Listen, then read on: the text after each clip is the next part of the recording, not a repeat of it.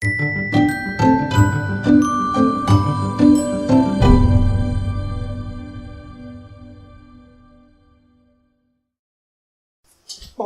Alexandre Paxlider. Vamos lá? Continuando o vídeo sobre inflação. Como eu prometi nesse segundo vídeo, eu vou tentar estabelecer um paralelo entre o plano do Schadt, economista alemão, com o nosso plano real, que foge da ortodoxia até então. Mas vamos tentar entender um pouco o plano do Schadt, para depois nós tentarmos estabelecer um paralelo com o plano real. Vamos lá? Primeiro, rapidinho.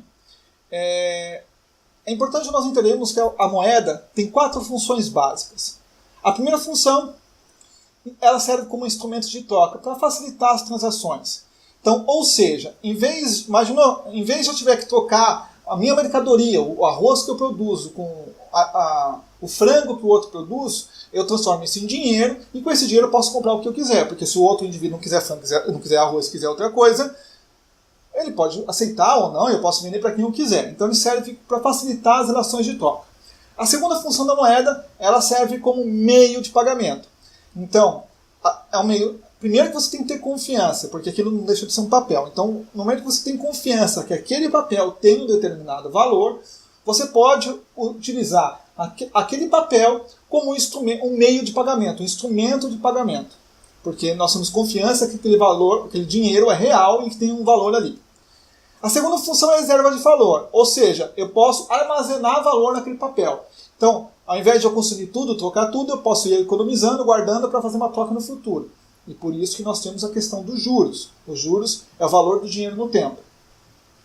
A quarta função, ela tem uma denominação comum de valores. Então, ou seja, para todos que estão no Brasil, o real vale a mesma coisa. Então, facilita as relações de troca. Então, essas 4 funções são básicas de toda a moeda e elas vão ser importantes para a gente entender o conceito por trás do plano do Schadt. Começando a falar um pouco do Schadt, seu nome completo é Horace Greeley Hjalmar Schadt. Vou deixar aqui na descrição, que é uma salada alemã. Enfim, por muitos ele era considerado um feiticeiro, porque ele não acreditava muito na ortodoxia matemática do funcionamento monetário. Ele acreditava muito na lógica, então ele considerava que o estudo da sociologia, da psicologia, sobretudo o estudo de crédito, era muito mais importante para um banqueiro do que a matemática. Então ele era muito lógico e era muito inteligente. Mas, basicamente é isso. Daqui a pouco nós voltamos nele. Primeiro nós temos que entender o contexto alemão. Em 28 de junho de 1919, nós temos o Tratado de Versalhes, assinado em Paris. E esse tratado impunha severas punições para a Alemanha por ter pedido a Primeira Guerra.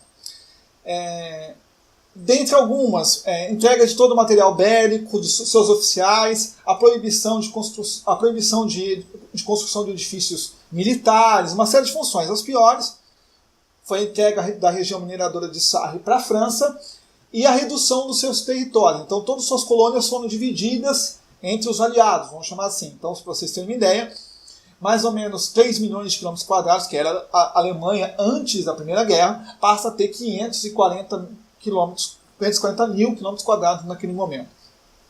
Então ela é arrasada. Tanto é que em novembro do mesmo ano, nos Estados Unidos, o Tratado de Versalhes foi considerado absurdo e já apontava ou o afundamento da Alemanha ou que a Alemanha poderia no futuro se rebelar contra esse próprio tratado. Enfim, mais ou menos esse contexto. Então, nesse contexto de muita opressão, de muito endividamento, de muito corte de recursos, sem falar nas pesadas multas que a Alemanha tinha que pagar, o Estado alemão começa a imprimir dinheiro. E é lógico que essa impressão de dinheiro vai causando desvalorização de dinheiro no tempo, como no primeiro vídeo. Então, você produz muito dinheiro, ele vai perdendo a sua reserva de valor. E outra, ele passa a deixar de ter a sua função de meio de pagamento, porque ele perde o seu valor. As pessoas não confiam mais nesse valor. E aí, no meio desse contexto, o cargo de ministro das Finanças era um cargo vitalício. O então ministro falece. 3 pessoas são chamadas, Schadt é o último. Chadwick é o último a ser chamado e ele aceita ser o novo ministro das Finanças alemão.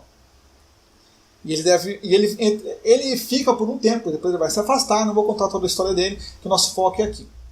E aí vem o famoso plano Chad, o plano do bruxo, para salvar a Alemanha do seu processo inflacionário. Vamos ver se nós conseguimos identificar algumas coisas comuns. Vamos lá. Primeiro, foi dividido basicamente em 3 passos. O primeiro passo, a impressão de uma nova moeda por um novo banco. Então a ideia é uma nova moeda com mais valor que estava indexada a uma outra moeda. Então ele estaria indexado a essa outra moeda por um tempo, ele ficou um mês nesse processo, para daí começar a ser impresso. Aliás, sendo impresso para daí começar a entrar em valor. Então as pessoas começaram a enxergar que ali existia alguma reserva de valor, que tinha algum valor de pagamento. E aí, com um passo de mágica, com essa indexação, acaba a inflação. E aí vem o segundo passo do plano Chad. O congelamento do câmbio. Então, para evitar que as pessoas viessem com aquela inflação inercial, para quem não sabe o que é inflação inercial, assista o vídeo anterior, vai estar aqui na descrição. Para acabar com aquela ideia de inflação inercial, de indexação prévia dos seus preços, foi congelada a taxa de câmbio para preservar naquele momento a reserva de valores, meios de pagamentos. Foi parada a emissão de moeda, porque naquele momento de inflação muito alta, até as empresas emitiam moeda, então parou para evitar a massiva produção de moeda e o dinheiro perder seu valor. E aí veio o terceiro passo. O segundo passo é o congelamento da taxa de câmbio e parar a emissão de moeda. Aí vem o terceiro passo, que, então, a reforma fiscal e o saneamento do déficit público, ou seja, enxugar a máquina pública que gastava demais. E aí depois evolui, a Alemanha vai para a Segunda Guerra. Se quiser no futuro, talvez eu grave alguma coisa mais completa sobre o Chad, mas isso eu acho que era a parte mais importante para nós entendermos o projeto Chad e como ele é tão parecido com o nosso plano real, e é daí que surge o plano real. Me aguardem no próximo vídeo sobre inflação, lá nós vamos falar um pouco sobre o futuro, que aconteceu depois aqui no Brasil, e não deixe de se inscrever e curtir. Até a próxima!